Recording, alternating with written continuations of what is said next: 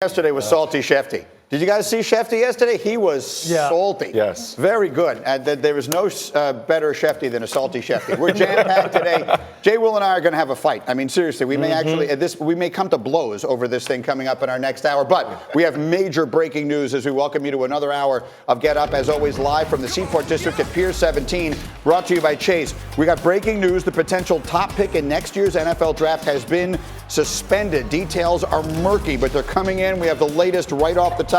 Then Raiders, Chargers, dramatic Thursday night game that went right down to the final play. We will take you through all of that. And we're load managing rookies now. A crazy day for the sport and a problem that isn't going anywhere. Jay, Will, and I will disagree as we continue. But let's start again, as mentioned, with the breaking news. This just came over in the last half hour.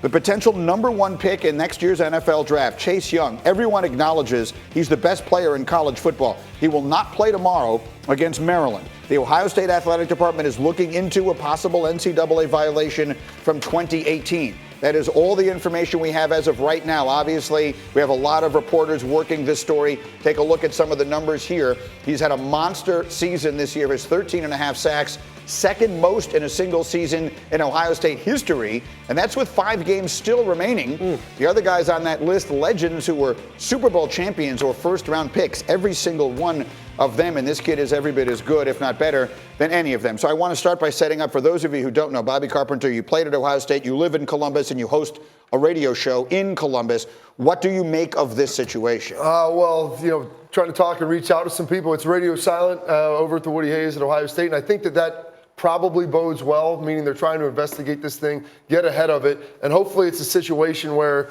if it's something where there was some improper benefits or something like that, when it's maybe more of the 2-game suspension variety or maybe a 3-game, and this wouldn't bleed into any type of postseason play. Well, how many games do they have before they play Penn State? They have 2.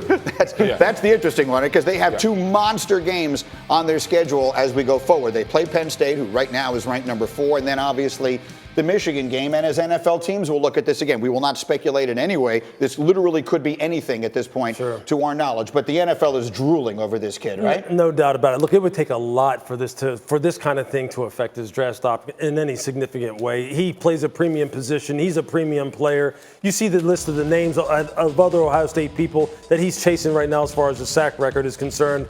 Look, you're right. You don't want to speculate here. You have no idea what this even entails. But this kid is going to make a lot of money. He's going to play a long time on Sunday. Vilma and Sanchez, you guys cover college football for us every weekend. You see them on Saturday afternoons. I mean, John, how would you put into words what losing him for an extended period would mean to that team? Ohio State loses number 1 ranking. Ohio State possibly loses to Penn State, and they're out of the college football playoff, but they lose to Penn State or Michigan. That's how important he is. The reason I had Ohio State number 1 was because of Chase Young and how dominant he is on defense. There is no player like him for LSU. There's no player like him for Alabama. There's no player like him for Penn State. No player like him for Clemson. He is the reason Ohio State's number 1. He could start on all those teams. Vilma said it early in the year. This is my first year doing this stuff, and I had no idea who this kid was, but he's amazed me on film. You got to put an APV out on him anytime you play him, because you got to chip him with backs, double team him with tight ends and tackles. He's a monster. Bobby is texting people. Every time you get a text, I see it. He's looking down. I mean, there's not a ton of information. I don't believe that it's anything legal in nature, like Lewis said, like that would affect his draft stock. It's, I think, something more about impermissible benefits, potentially agent-related, something like that, as opposed to anything that would bring up his credibility as a human being. Bobby Schefter, thank you. We'll keep an eye on this. If there are Bobby Schefter, I like any further details, obviously we pass them along immediately. It's an enormous story. Now we go to last night's game, the last ever scheduled primetime game in Oakland, which makes me sad to say out loud. Chargers and Raiders, but it's a game with a lot of meaning for both teams in that AFC West. First quarter, Phillip Rivers had already thrown an interception. We call that foreshadowing, Lewis, because here comes another. Yeah, look, the pressure got to Phillip all night long. The Raiders were able to get to him with 4 and really just be able to cover with 7. The safeties had an absolute field day with Phillip, which is something that's shocking, giving Phillips this level of experience. He throws picks on the first 2 drives of the game, but now he's bringing his team back. Second quarter, they're in the red zone. This caps off a 16-play drive with a touchdown to Hunter Henry that makes it 10-7. But watch, guys, if you're going to spike the football, keep your face out of the way. Careful. Oh, that's bad. You had one job. That's not good. Now, big moment late in the second quarter. Rivers throws another interception down by the goal line, but hold on. Oakland was offsides. That keeps the Chargers drive alive, and Melvin Gordon winds up taking it in. Yeah, this is one of those plays, one of these sequences where you thought the momentum was going to shift for Oakland, and that bonehead errors were eventually going to do them in. But Derek Carr, he was on it all night as well. Now, so you see we're in the final 30 seconds of the half, and that's Carr to Alec Ingold, who takes it in. We got a good game, 17-14 Oakland at the half. Fourth quarter, Chargers down 3, second and goal in the red zone. They had these long drives. This is a 12-play drive. Austin Eckler takes it in, so it's 24-20 in favor of the Chargers, but the Raiders will not give up. Derek Carr bringing them down the field. Look, Derek right now has said he is in the offense that he's always dreamed of being in. He's totally comfortable with what John wants. He understands what John wants in critical situations. And here, a game-winning fourth-quarter drive, he put it all on display. That's Josh Jacobs, the rookie, who takes it in. They're fired up in Oakland, but they would miss the extra point. So it's a 2-point game. A field goal would beat them. The Chargers would have plenty of time on the clock for Phillip Rivers. But on this final drive, in which a penalty, a defensive holding on that play, would give them a separate set of downs, a new set of downs, Rivers would wind up going 0 for 7 with the game on the line, Lewis. And in the end, he would throw an interception on a final fourth down. Yeah, this really called into question some of the play calling for the Chargers. They had run the ball successfully all night long. They had all 3 timeouts on this last drive. They only needed a field goal, and they didn't have that far to go. So for them to go 0 for 7 and not attempt to run the football, it called into question a lot of the tactics used. But without a doubt, this falls on Phillip Rivers, some of the mistakes he was making as far as not moving defensive backs with his eyes and tossing the ball up for easy interception. Rivers threw 3 picks and 2 others that were called back by penalty. Meanwhile, John Gruden celebrating with the fans in Oakland. A huge win for the Raiders. We got a lot of resilient guys. They're going to keep competing. You know, you may beat us, but we're going to be a hard out. We are very happy with our foundation, our process. A lot of guys deserve credit, but I'm exhausted. 2 games in 4 days is something I hate. I honestly wish I'd have played better when you turn it over, when you throw 2 interceptions early. I mean, the last one counts, I know, on the board, but the 2 interceptions and then 8 plays not getting anything, I'm disappointed I didn't do a better job in those 2 spots especially. Let's talk about Rivers for a minute here. I saw Bill Barnwell put out a list of the greatest quarterbacks never to play in the Super Bowl, and he had Phillip Rivers number 1. And I believe Rivers is going to be a Hall of Famer. But as we watch him right now, Mark, I'll start with you. Does it look like we're seeing the end of an era here for Rivers with the Chargers? Unfortunately, it does. And this is a guy I've watched as a kid, you know, and when they were in San Diego, growing up in Orange County, California, it was him and LaDainian Tomlinson.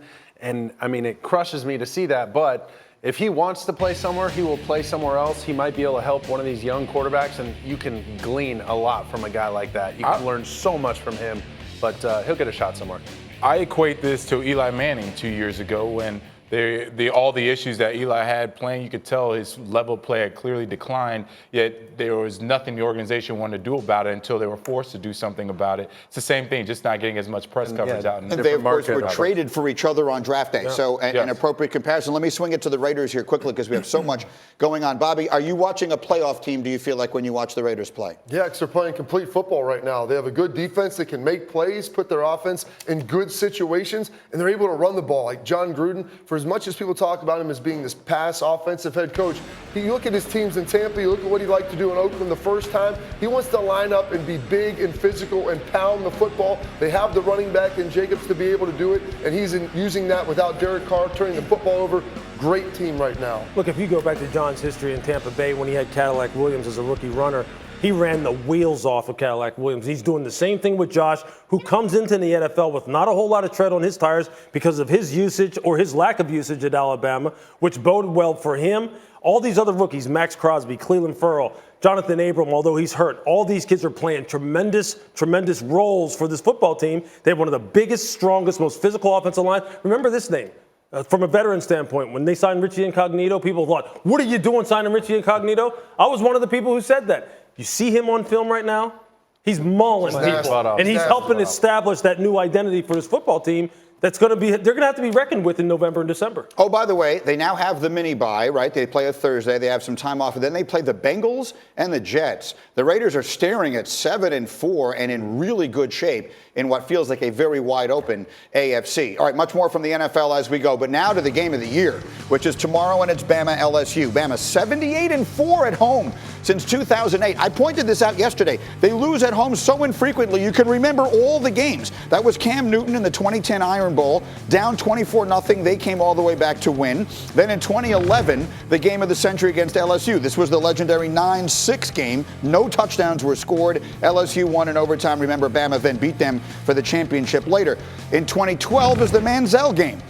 Johnny Manziel threw for 253 yards, ran for 92 more. Aggies led 20-0 and never looked back. So that's the third game they lost. And then the one people generally forget is when Ole Miss beat them. Ole Miss went in there and led by as many as 20. Alabama turned it over 5 times, tied for their most in any game under Nick Saban. And that's it. 78-4 they are at home over the last 11 years. And we have you covered all morning long on this enormous game between LSU and Alabama. And so let's go live. There he is. Tom Rinaldi is in Tuscaloosa. He's been there all week long with Bama. Tom, Tua still progressing, hoping to start tomorrow. What has his rehab looked like?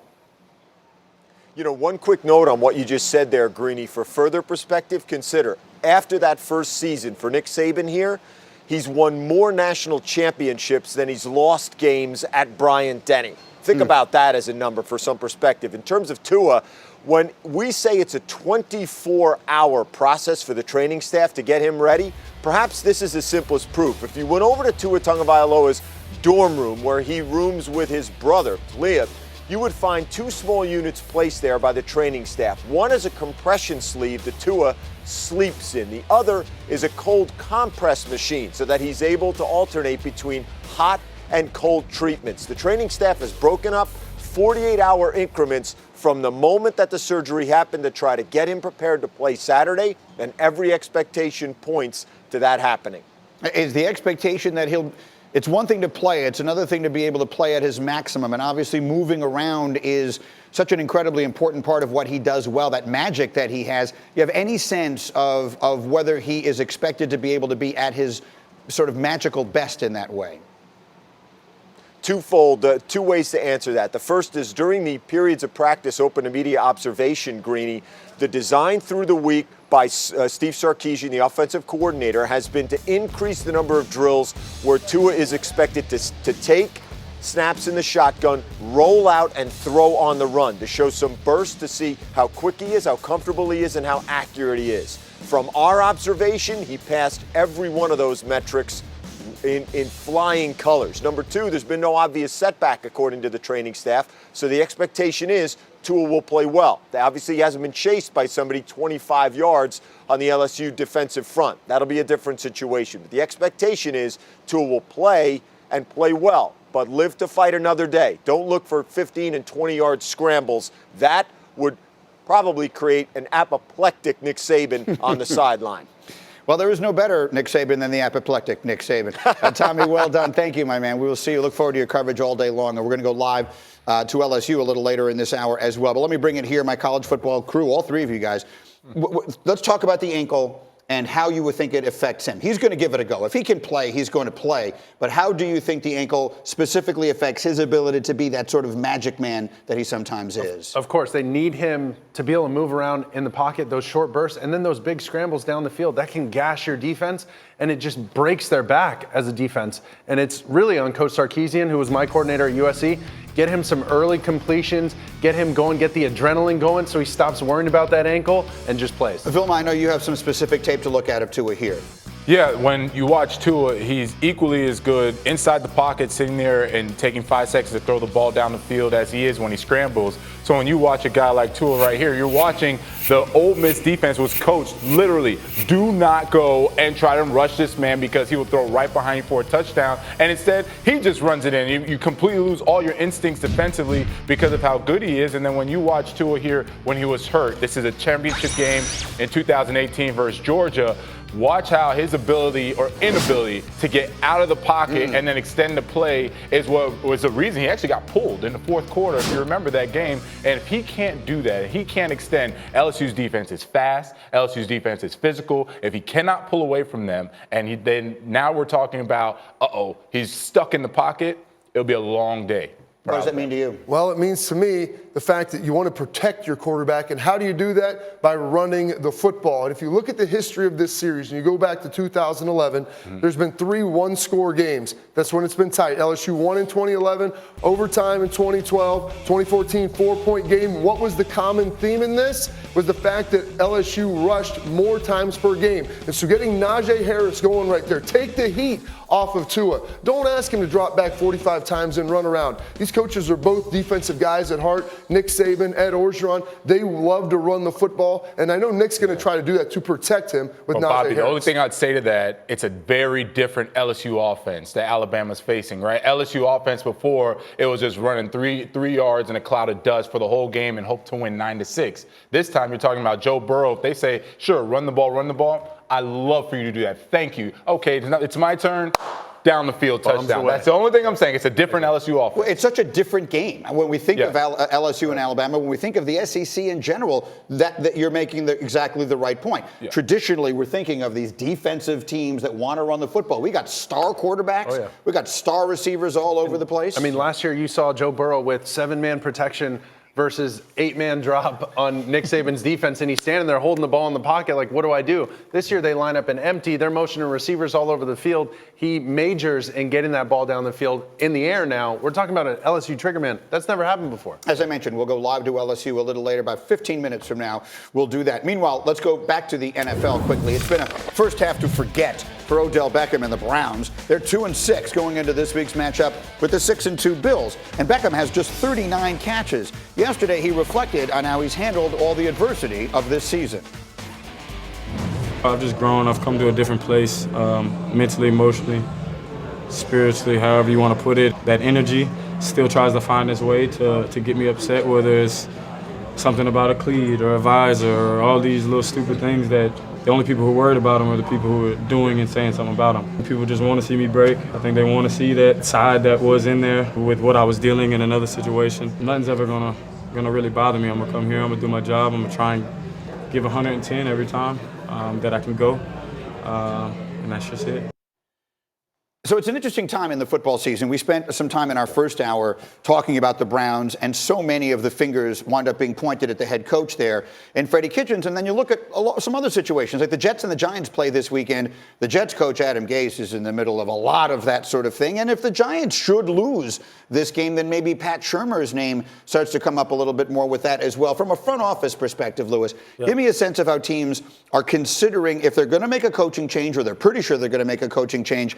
How do they start considering doing that in November? Well, what you wind up doing is you start looking at the state of your football team and whether or not you're seeing continual progression as far as the development of particularly your young players, and are you still really keeping the attention of the veteran players, and are they still buying in, or are those guys checking out and the young players getting worse? And if you look at, just use those two criteria and look at some of these football teams, when you look at the Cleveland Browns, do you see their young players getting better? Do you see Baker Mayfield getting better? Do you see these guys continuing to, and do you see the veteran players seeming like they're continuing to really buy into what seemingly would be the message there? I don't see it that way. No to all. Exactly. So if you then apply it to the New York Jets, we already know what that situation looks like. And then with the Giants, it's a little different. I watched them up close and personal last week. They're still playing hard. Daniel Jones, a lot of the things that are happening with him are self-inflicted and self-imposed. Steve Young did a tremendous breakdown on Daniel Jones as far as what he needs to do is to keep from turning the football over as far as fumbles are concerned. That had nothing really to do with Pat Shurmur. It has to do with the fact that Daniel's a young rookie quarterback who needs an offseason and needs to continue to progress. But I'll tell you this, the Giants overall, you lose to the Jets, the optics are horrible. Uh-oh. They're horrible. This fan base, this city will go nuts. And owners listen to that kind of stuff. And if you see this football team that for 2 years now hasn't really started to trend the right way, they could be another team that's on the block. Well, let me ask you guys as players. I'm just curious. When all this talk is out there about the coach, Mitch Trubisky wants to turn the TVs off. But generally speaking, you're going to hear what people are saying. What is it like if you're the quarterback of a football team and everyone's saying your coach is about to get fired? Especially now with your phone, with as the quarterback, you get the PR guy telling you right before you go on the podium, hey, so-and-so said this, so-and-so said that. So you just get this download, and it's like, oh, Rex is on the hot seat. Or so-and-so said this about Rex. You're just like, dang. Okay, what else? Well, it's hard enough to win. How does it affect you as a player? I mean, you can't change your approach, but it's hard enough to win games as it is. Now it's just extra noise. It's extra crap that you deal with. To go off what It's no Lewis fun. said, I mean, everybody's been on a team before where you've been teetering a little bit. Are you still going in? You're still watching the extra film of the guys playing hard. You can see those effort pieces. And if the veterans quit doing it, that's why the rookies start to fail, because they think this is just how you operate. 4:30 practice is over, you walk out the door. You're not watching that extra film and trying to make sure everybody's still on the same We page. talk about this now as the season's gone on, but a lot of this played itself out in the offseason. You see a lot of the players when they're not putting in the work in the offseason, the extra time in catching the ball or working out, that's where you know if you're going to have a really good team or not. Yeah, you can look. I'm just a fan. At the end of the day, sometimes you think you can see these things on the field. Which teams are doing that and which ones aren't? And if the teams aren't, then maybe making a change now makes more sense than it wouldn't otherwise. Meanwhile, as we continue here on Get Up, why has Joe Burrow been so good this year? We'll show you the secrets to his success. And we mentioned we got live reports coming up from LSU. Plus, when Zion returns, there may be some disappointed fans out there. Is it possible? We're going to talk about load management for a rookie. It's possible. We're going to talk about it. And I'd like to remind you that First Take is live this morning from Davis-Monthan Air Force Base in Arizona, honoring America's heroes. Stephen A. Max and company are all there. First Take live with the troops, 10 Eastern this morning, right here on ESPN.